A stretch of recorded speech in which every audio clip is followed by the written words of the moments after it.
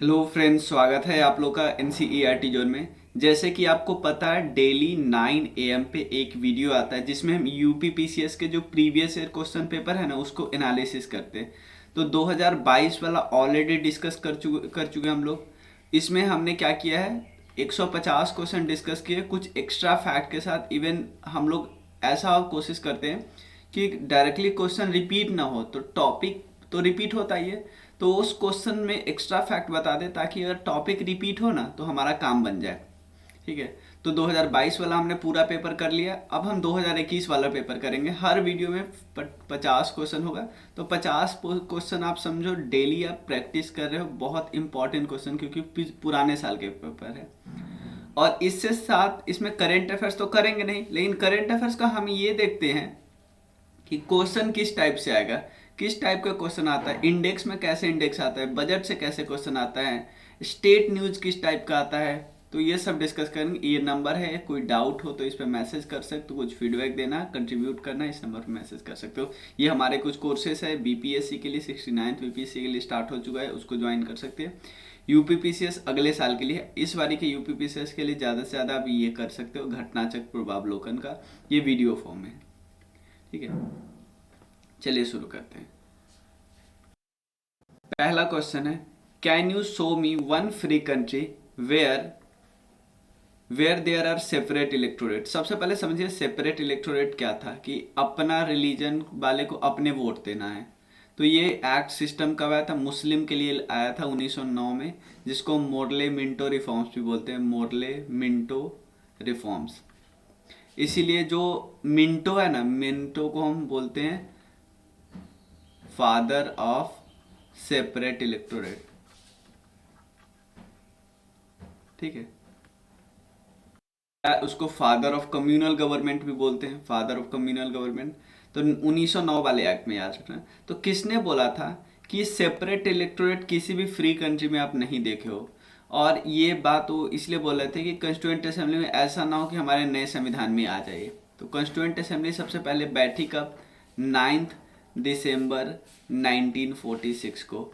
Chairman कौन थे, देखो पहले तो सच्चिदानंद सिन्हा चेयरमैन थे, बाद में परमानेंट चेयरमैन बने थे राजेंद्र प्रसाद, याद रखे। और ये बात कौन बोले थे, सरदार वल्लभ भाई पटेल ने कही थी।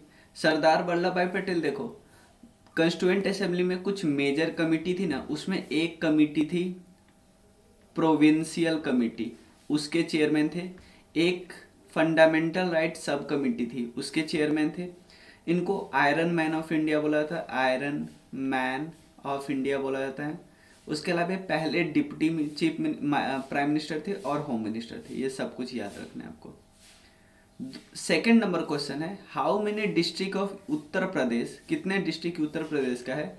जो एक प्रोग्राम है नीति आयोग का, aspirational district program, aspirational district program, इसमें कितने डिस्ट्रिक्ट है यूपी के, 8 डिस्ट्रिक्ट था। और 8 डिस्ट्रिक्ट कौन कौन था, देखो एस्पायरेशनल डिस्ट्रिक्ट प्रोग्राम मतलब ऐसे डिस्ट्रिक्ट जो अभी पिछड़े हुए हैं, लेकिन उस पर उन वैसे डिस्ट्रिक्ट में एस्पिरेशन है कि वो आगे जा सकते। तो ये सबसे पहले प्रोग्राम लाया किसने था, नीति आयोग ने लाया था। ये बॉडी खुद आई थी 1 जनवरी 2015 में, प्लानिंग कमीशन के जगह पे। ये थिंक टैंक है, think tank.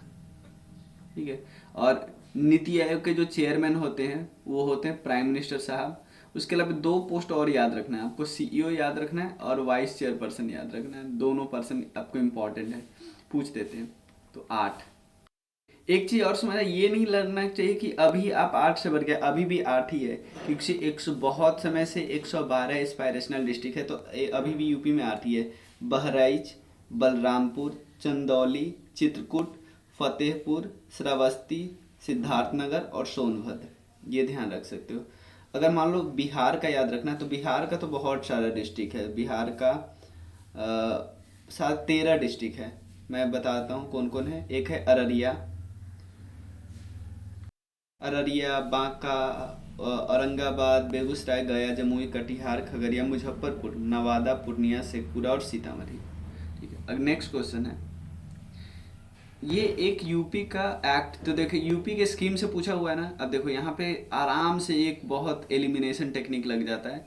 Which of the following is not the eligibility criteria before filling registration application forms for UP मुख्यमंत्री स्वरोजगार, यानी स्वरोजगार की बात करते हो। अब यहाँ पे देखो, क्या इसमें कोई भी स्टेट का आदमी फॉर्म भर सकता है? ऐसा हो ही नहीं सकता भाई, यूपी ने बनाया इतना मेहनत से। तो याद रखिए वो 18 से 40 उम्र होना चाहिए, आपको हाई स्कूल का सर्टिफिकेट होना चाहिए, और किसी और गवर्नमेंट के स्वरोजगार योजना में नहीं आप इनरोल हो, नहीं तो 2 बार नहीं हो जाएगा, कोई 1 बार भी नहीं, आप 2 बार। तो इसलिए ये करेक्ट आंसर है। फोर्थ क्वेश्चन क्या है, ये एक आपको पता है Uttar Pradesh population control establishment and welfare bill आया था। इसमें क्या है, बिल क्या बोलता है कि बर्थ रेट को 2.1 तक पहुंचाना है 2026 तक। सबसे पहले ये बिल 2021 से 2030 तक में पूरा करना है, और बिल क्या बोलता है कि भाई 2026 तक जो आपका रेट है उसको कर दो 2.1। आपको पता है 2.1 ही है रिप्लेसमेंट रेट, कि भाई जितना जन्म लिया उतना डेथ हो गया। और 2030 तक कितना कर दो, 2030 तक कर लो 1.7%, और अभी फर्टिलिटी रेट क्या है 2.7% है, ठीक है। ये एक्चुअली पर 100 होता है, ठीक है ना, यहाँ पे 1000 नहीं होना चाहिए। फर्टिलिटी रेट का मतलब, एक्चुअली फर्टिलिटी रेट का मतलब है कि एक वुमेन कितने बच्चों को जन्म देती है, बस इतना होता है। तो दोनों करेक्ट है। लेकिन नेक्स्ट है, which one of the following river is not a part of Indian Ganga river basin. जो बाकी सारी रिवर तो सही है, पुनपुन भी है, ठीक है, लेकिन जो अजय रिवर है, अजय बोल सकते हैं, ये रिवर एक्चुअली हुगली रिवर है ना, उसकी ट्रिब्यूटरी है, हुगली रिवर की ट्रिब्यूटरी है। तो बी करेक्ट आंसर हो जाएगा।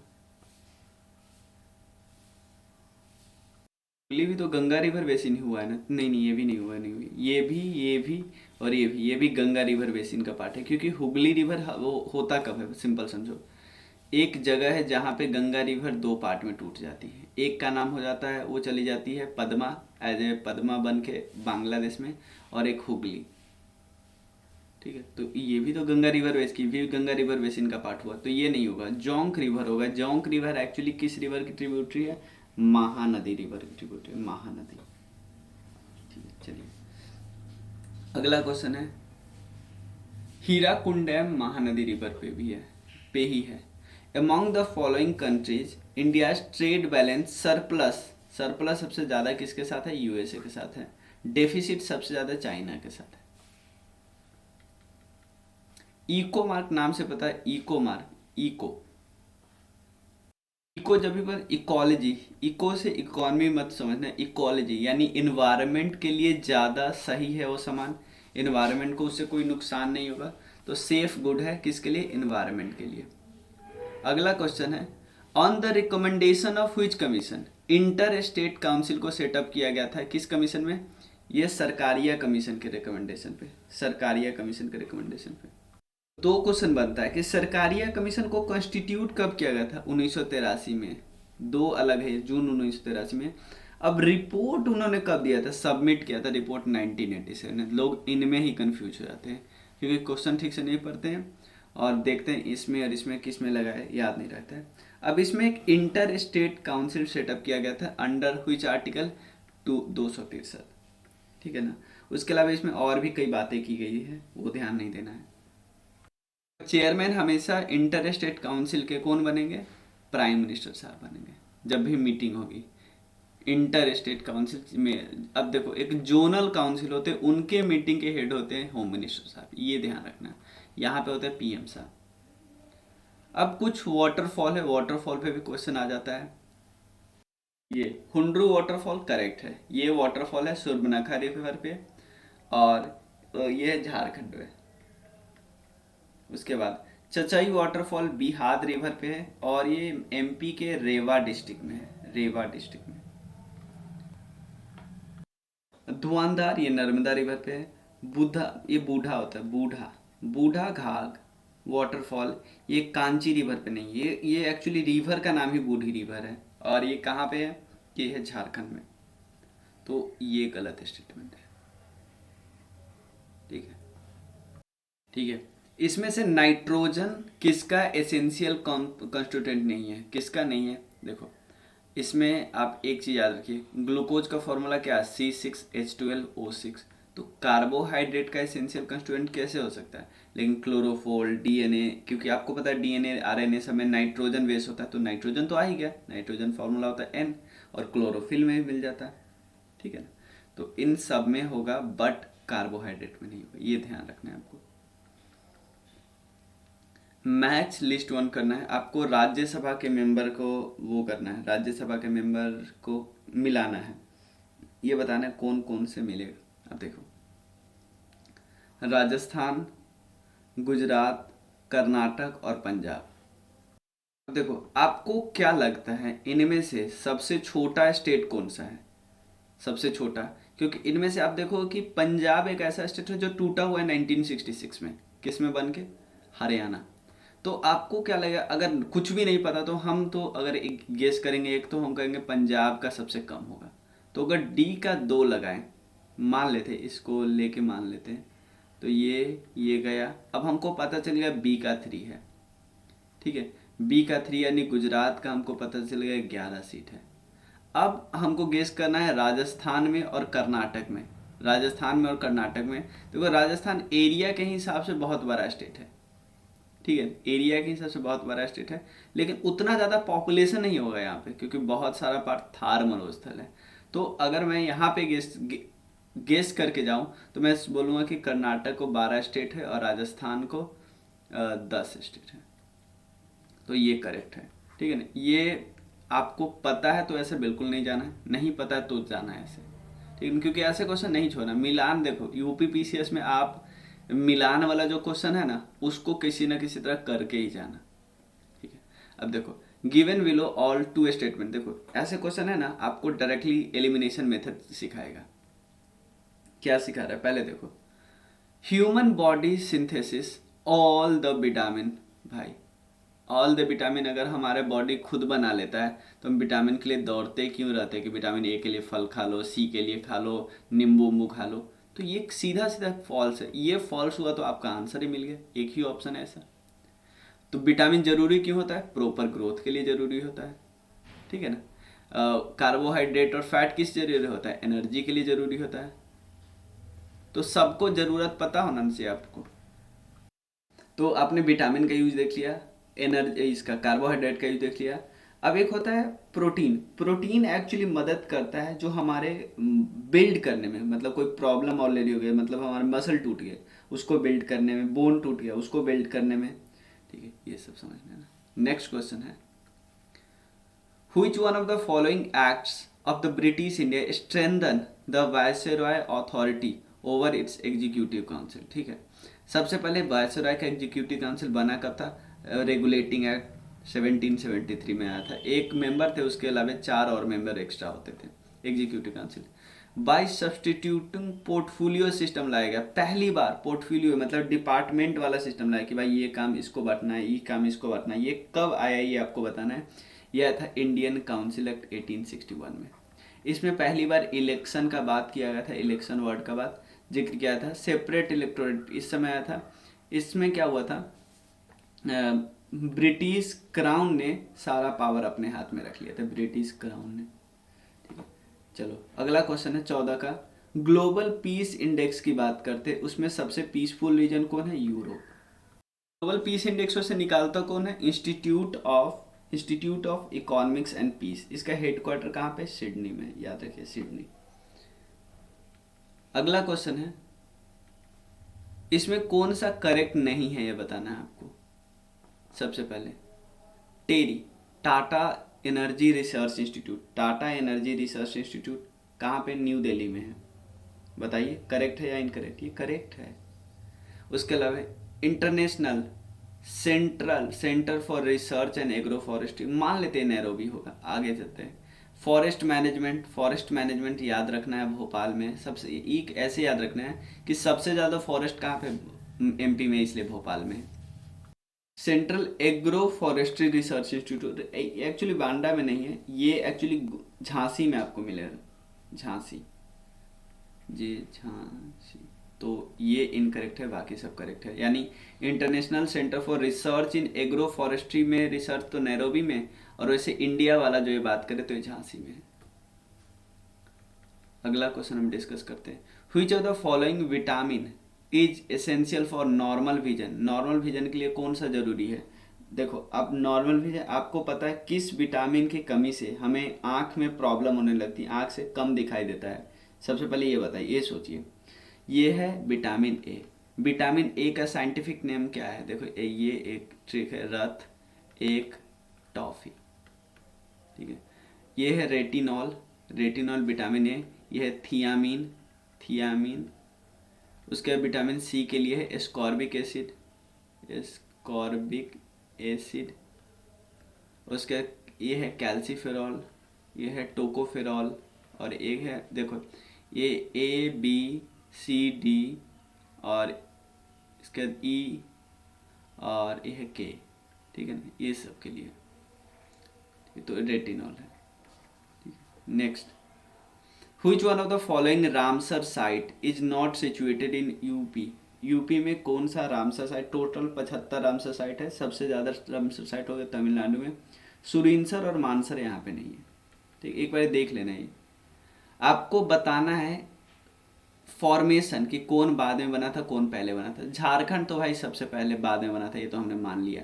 तो 3 तो सबसे बाद में नहीं, उसके बाद में भी तेलंगाना है, तो सबसे 2, फिर 2 के बाद 3, 2, 2 के बाद 3, यानी हमारा ऑप्शन ही मिल गया, ठीक है।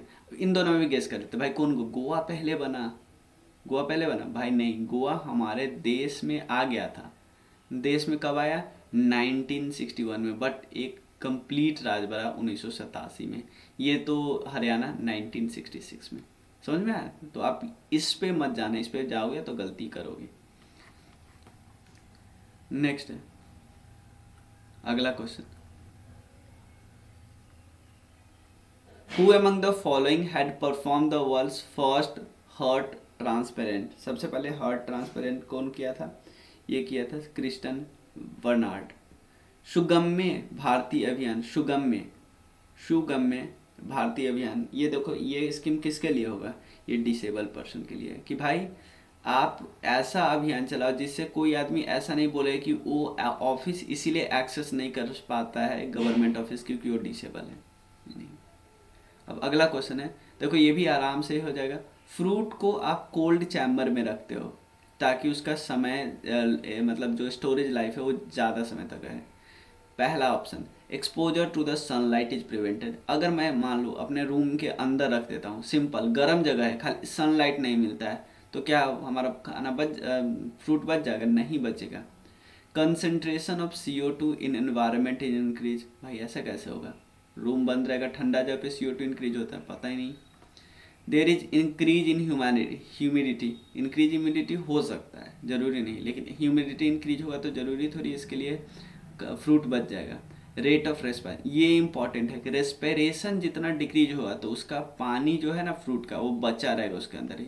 पानी निकल जाता है तभी तो सूखता है, पानी बचा रहेगा तो उतना समय तक जिंदा रहेगा। सी करेक्ट है। आपको ये क्या है? टेक्स्ट है और उसको उसके ऑथर है, ध्यान रख लेना कि रिपीट हो जाए तो कर लेना। जैसे रागमाला के कौन है? पुंडरीक विट्ठल है रागमाला के।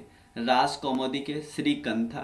राग विरोध के कौन है? सोमनाथ। और उसके अलावा चतुर्दंडी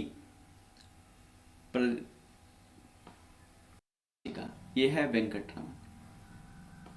चलो नेक्स्ट क्वेश्चन है अबाउट, देखो पीसी होड्डा कमेटी एक सिविल सर्विसेज रिफॉर्म कंस्टिट्यूट किया है। देखो यहाँ पे पूछ रहा है कि पीसी होड्डा कमेटी को कब कंस्टिट्यूट किया गया, ठीक है। तो ये एक्चुअली पूरा नाम इनका पूर्ण चंद्र होता कमेटी, इन्होंने 2004 में इनको कंस्टिट्यूट किया गया था, ठीक है। यूपीएससी के चेयरमैन रहे थे 2002 से 3 के बीच।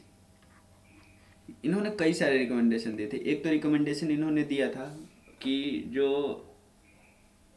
यूपीएससी का एग्जाम हो ना वो 21 से 24 वाले ही दे, और SC ST OBC को बस 5 साल के लिए रिजर्वेशन मिले, ठीक है। According to census 2011 estimates which one of the following is the most populous state of India. सबसे ज़्यादा पॉपुलस यूपी। एरिया में Rajasthan. Which of the following country is not located in the bank of Black Sea? पहले देख लो, इधर है Turkey, Turkey की capital Ankara, रसिया, Georgia और उसके बाद है यूक्रेन यहाँ पे है। यूक्रेन के अलावा यूक्रेन का ये पार्ट भी यूक्रेन का है, रोमानिया और बुल्गारिया। ठीक है ना, ये है ब्लैक सी। ठीक है ना, ये है सी ऑफ एजोव, ये है कैस्पियन सी। कैस्पियन सी के चारों तरफ कौन है? तुर्कमेनिस्तान, उसके बाद कजाकिस्तान, रसिया, अजेरबाईजान और तो कौन कौन है? कीतार कंट्री होता है, कीतार, कजाकिस्तान, ये पार्ट है ईरान का, ईरान, उसके बाद तुर्कमेनिस्तान, अजेरबाईजान और रसिया। अब ऑप्शन देख लेते हैं। टर्की तो है, बुल्गारिया तो है, जॉर्जिया तो है, सीरिया नहीं है। सीरिया किधर? सीरिया नहीं है। ठीक है, अब नेक्स्ट क्वेश्चन क्या है? The national disaster management division of India is a nodal division of ministry of home affairs. ये भी इंपॉर्टेंट है। डिजास्टर वाला किस मिनिस्ट्री के अंदर आता है? Home ministry for disaster management. Who is ex officio chairman of national, मतलब who is the ex officio, अपने आप नेशनल डिजास्टर मैनेजमेंट अथॉरिटी के चेयरमैन कौन बन जाएंगे? प्राइम मिनिस्टर, अपने आप। जैसे ही वो प्राइम मिनिस्टर है तो कई पोस्ट तो उनको ऐसे ही मिल जाता है। अगला क्वेश्चन है पुलित्जर प्राइज 2021। ठीक है ना, और in the prestigious public service category में किसको मिला था? ये मिला था द न्यूयॉर्क टाइम्स को। ठीक है, न्यूयॉर्क टाइम्स को। ये पुराना याद नहीं रखना। अब यहाँ पे देख लो, क्रोनोलॉजिकल ऑर्डर में साइमन कमीशन का कॉन्स्टिट्यूशन बना तो 1927 में था, इंडिया में आया था 1928 में। दांडी मार्च 1930 में, नेहरू रिपोर्ट 1928 में। तो एक्चुअली ये पहले हुआ था, साइमन उमन ने रिपोर्ट दिया था, उसके बाद नेहरू रिपोर्ट आया था।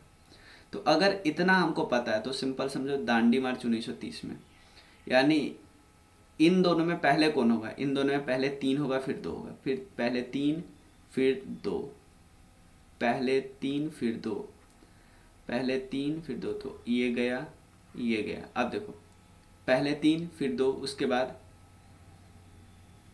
ये शारदा एक्ट 1929 में आया था, उसके बाद दांडी। तो शारदा एक्ट ये चाइल्ड मैरिज से रिलेटेड एक्ट था। ठीक है ना, चाइल्ड मैरिज को रिस्ट्रेन करने के लिए जो एक्ट था, इसमें एज डिफाइन किया गया कि इतना इतना एज होगा। तो यहाँ पे पहले कौन है? 3 फिर 2 फिर 1 फिर 4। अगला है, नेक्स्ट क्वेश्चन है which one of the following cities of countries first institute of skills. तो मैंने आपको बताया था इंस्टीट्यूट ऑफ, चाहे फॉरेस्ट्री, स्किल्स, कोई भी क्वेश्चन पूछे ना, ऐसा क्वेश्चन पूछ लेते हैं। तो ये कानपुर में हुआ था। ये लोकल विंड है कुछ, ये बस आपको लेवेंचे, ये स्पेन में बहता है। ब्रिक फील्डर, ये ऑस्ट्रेलिया में। ब्लैक रोलर नॉर्थ अमेरिका में। शामल इस एरिया में नहीं, ऑस्ट्रेलिया वाला एरिया, ये इंडिया में बहता है। ये इराक वगैरह, पर्शियन गल्फ वगैरह वाला एरिया में। तो ये करेक्ट होगा। ठीक है, इस वीडियो में बस इतना ही रहने देते हैं। नेक्स्ट वीडियो में हम डिस्कस करेंगे